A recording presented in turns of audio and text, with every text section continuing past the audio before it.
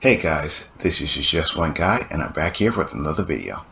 Now, I wanted to talk about Unity's new pricing structure and their runtime fee, and just give my updated thoughts on how I feel about it, given everything that has occurred and everything that's changed. Now, I wanted to talk about some of the ways I feel people are fair to criticize Unity, and some of the ways I feel that they're unfair to criticize Unity. Now, the first thing I want to start off is Unity said this will affect 10% of the people that use their service. Use their product. And I see a lot of channels saying that's not true. And I have to say, I think that is true. It won't affect 90% of the people that use Unity. And that's because I don't believe that 90% of the people that use Unity are making over $200,000. I don't even think they were making over $100,000. I believe that was the problem which forced Unity to make this change, because Unity has never been profitable. Now, just from my experience of seeing games that's developed with the Unity game engine, a lot of people use Unity. A lot of people use Unity because it's easy to use, it works on all platforms, and you really don't have to think about it as much as other game engines. And after using Unreal for the last couple of weeks, I can tell you that Unity is a lot better and a lot easier to deal with. So I believe that's an unfair criticism where people say that Unity is lying about how many people this will affect. I believe it won't affect 90% of the people that use the program. Now, the next thing I wanted to talk about was I don't have a problem with Unity asking for more money inherently. I have a problem with the way they did it through this install fee, which I'll get to in a minute. But it seems like Unity is trying to get 20% of the overall income that you make over $200,000. And if it was just a flat fee of 20%, I really wouldn't have a problem with that. And that's because Unity makes a great product. As much as I feel that they need to change some stuff and that they need to update their engine a bit more and just fix a lot of stuff which has been broken or just fractured through fractured features and stuff like that, mainly the UI system and stuff like that.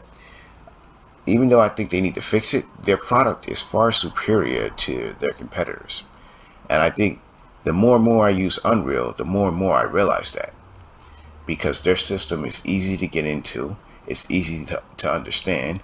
You only have to learn C#, which is not that complicated, and it just works.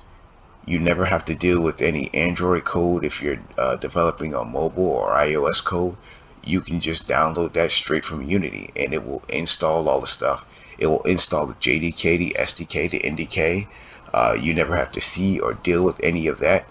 If you don't want to deal with mobile controls, you can just put a prefab into your game and it will just handle all the mobile controls for you.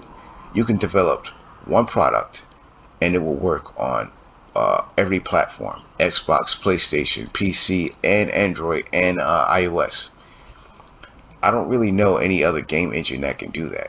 Unreal can kind of do that, and it will kind of work, but not as well as Unity. And I don't think Godot could do that at all.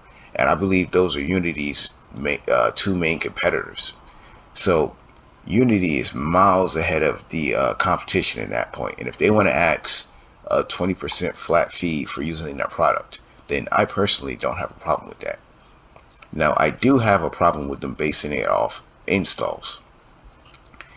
And this is something I wanted to talk about because I believe this was the install scheme was created by some corporate entity that just didn't understand how hard this would be to even implement. Because when I first saw this, that was the first question I had was, how are you going to implement this? I thought they would do it by having something like Steam report the installs, or Xbox or Nintendo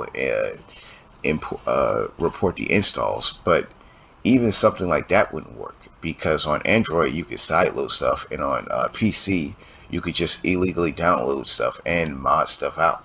So it really wouldn't make sense to have an install fee when you can do stuff like that. Someone can illegally download your game where you don't make money for the game off Pirate Bay, and then they charge you an install fee of 20 cents.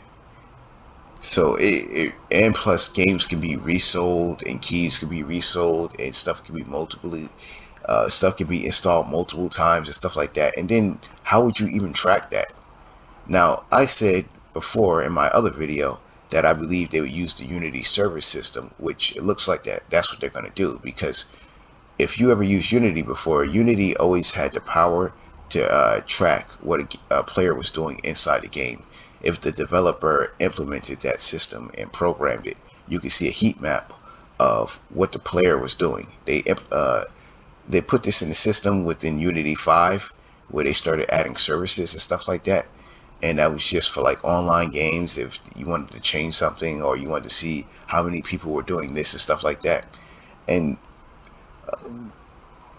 that's the only system I could see that would reasonably be able to track all installs. And it looks like they're going to use that and just have the player report their installs to Unity, which I believe is still a bad system. I would rather you go with a flat fee based on how much revenue is earned.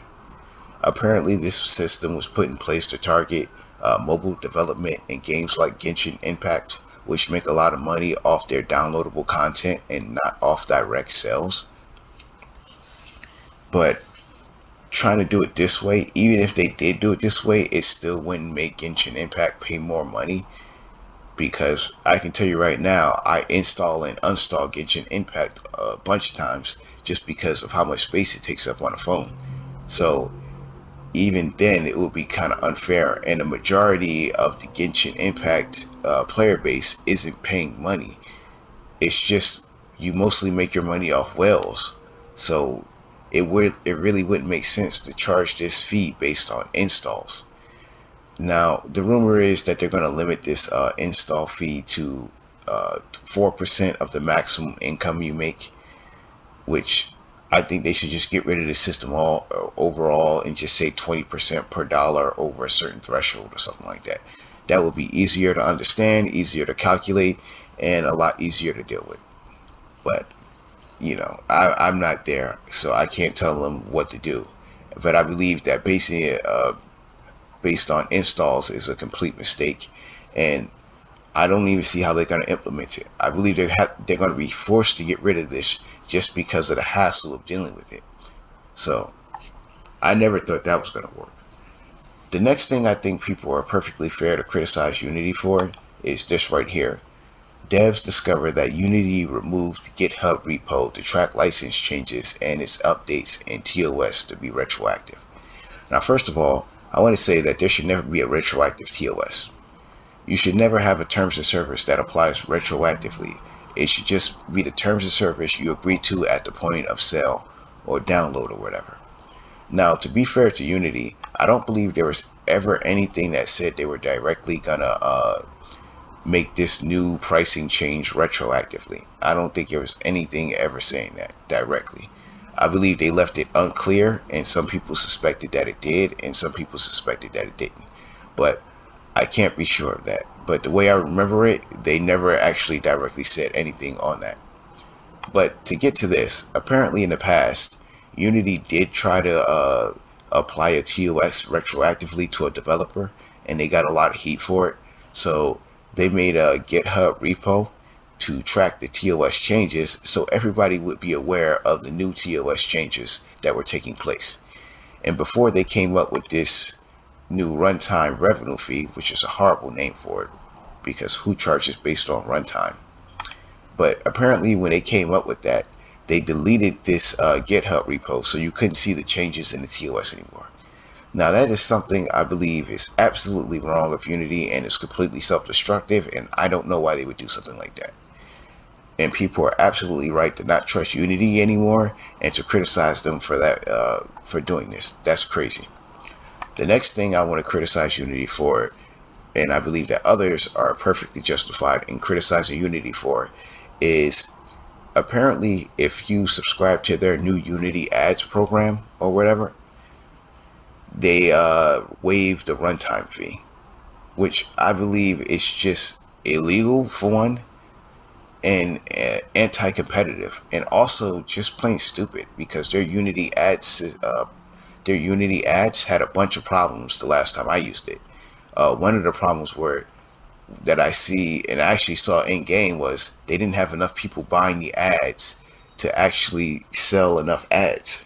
So sometimes when you look at an ad in game, it wouldn't be an ad, it would just be a Unity logo because they had no ad to show you. So I don't even know why they would do that. Apparently they did it to kill this one ad company, which doesn't make sense. They should just partner with the ad company rather than try to kill it. But stuff like that makes me not trust Unity, and that's the reason that I'm learning Unreal now, because I really don't want to deal with stuff like that. And also I'm learning Godot so I won't have to deal with it at all, because Unreal could do the same thing theoretically. Now, those are the ways I believe that people are perfectly justified in criticizing Unity.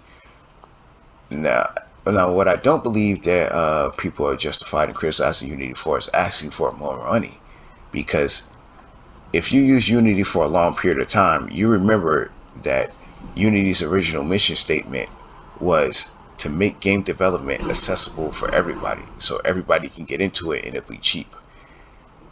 Now, with that system in place, it doesn't really lend itself to making a lot of money. So Unity was never profitable. But over the years, Unity became bigger, and then they became a public company, and so they needed to make money. They literally have a fiduciary responsibility to make as much money as possible.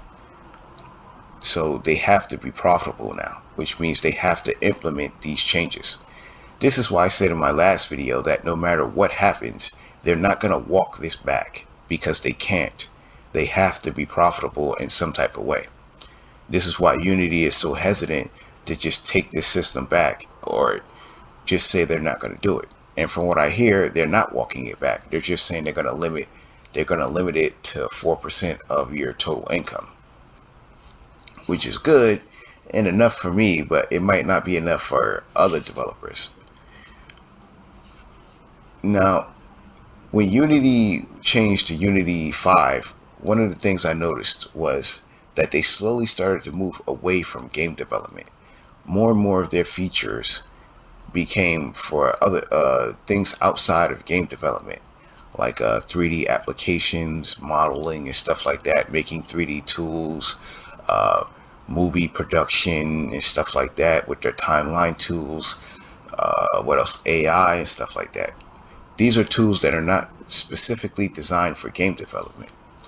And the thing is, I think Unity was doing this to try to move away from game development to make more money outside of game development. And I could tell this was never going to work, because if I wanted to use a tool outside of game development, I would use something else. If I was designing a 3D architecture or something like that, I wouldn't use Unity. I would use Autodesk CAD or something like that. If I was trying to make movies, I would use the Unreal system, because it's better set up to deal with that. All this lighting is automatically set up. You can just import everything and it works. Unity really isn't set up for stuff like that. And the more and more I saw this, the more and more I had to ask the question, which I see nobody asking, is who is Unity really made for? Because Unity does one thing really well: game development. It makes game development very easy, and it does it very well. It doesn't do all those other things as well. And the more they became focused on those other things, the less they started being focused on game development. And what that caused was they started neglecting their game development features, and started trying to put more focus into these non-game development features, which was making the engine worse for game development. When I first started using Unity, all its systems were more or less complete. The GUI system, the physics system, all that stuff, it was complete. It worked. They were just adding on to that. Now you can see with something like ECS, look how long it took them to finish that. Look how long it took them to add the physics system into ECS. It was ridiculous. You had people trying to switch over to ECS before physics even worked correctly in that. That just shouldn't be a thing, because it's a game development engine. And that led me to the question a long time ago to ask, who is Unity for? Now the thing is, the reason Unity doing this is because they need to be profitable and they need to make more money, and they can't make more money off their game development because most game developers don't make $200,000 or $100,000, so they don't pay for the product. Now, I understand that Unity has to be profitable. This is why I don't think they're inherently wrong for asking for what I'm seeing as 20% of your income, because ultimately this is what they want, is 20% per dollar, what I believe anyway. I believe this install thing is just uh, uh, some corporate entity's way of trying to maximize the profit where they didn't really understand the product. But if you just ask for a flat fee of 20% after I make $200,000, I wouldn't personally have a problem with that. I can see how a lot of the game developers would, but me personally, I wouldn't have a problem with that. And that's because Unity makes an extremely good product. After using Unreal for these last couple of days, I can tell you that Unreal doesn't compete with Unity's ease of use, its documentation, the way it works on every platform. Just everything about Unity is just a lot more smoother, easier to get into, easier to understand. And Godot, it just doesn't have the features that Unity has. If you're using Godot, it's because you don't want to deal with any revenue sharing or something like that. And I'm not saying it's a good engine, I'm just saying it's not as good as Unity. And if you're using Unreal, let's be real, it's because of the graphics. It's because it's the engine that Arkham Knight uses and that most 3D game, AAA game studios use. But it really isn't set up for an indie developer to use. Unreal Engine is incredibly complicated. They want you to use a system that's half based on blueprints and half based on C++. They have a complicated system of components and game objects in the world. It's just not conducive to proper development. And I can see why a lot of game devs would be unwilling to switch to the engine. Now, that being said, I wanted to talk about something else that happened, which was the protests that developers are doing against Unity.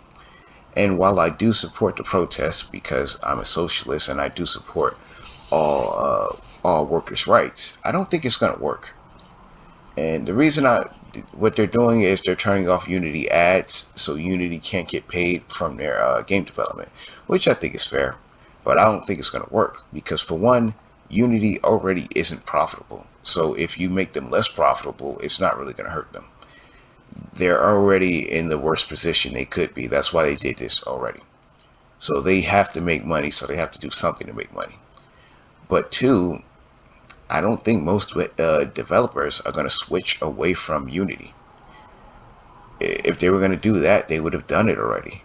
Because I tried switching away from Unity, and while I am developing my project in Unreal and Godot, Unity is just easier to do it in. And I think it's unrealistic to think that you're going to take your entire project or your team and develop in a new game engine like Unreal, considering how different Unreal is from Unity or even Godot. Because, for one, if you're going over to Godot, I don't even believe they work on a mobile platform. I'm not for sure about that, but the last time I checked, I didn't see a option for mobile development. I think it's just a PC engine, and I think you can get it working on consoles, but I'm not for sure. So, given that, Godot isn't going to work on as many platforms, so if you're developing for mobile, you can't switch to Godot. Unreal is very complex and has a different architecture than Unity, so if you're switching there, you're going to have to switch to a completely different way of doing things. And frankly, the other game engines just aren't as good. They aren't as easy to understand, they aren't as flexible, and they don't work on as many platforms. So I believe that while these game developers will protest, in the end, they'll be forced to stick with Unity. And I think Unity knows that too, which is why they've just kind of been silent and hoping that this whole thing blows over. But anyway, those are my updated thoughts on the subject. And this has been a kind of long video. That's it for today. Thank you for watching.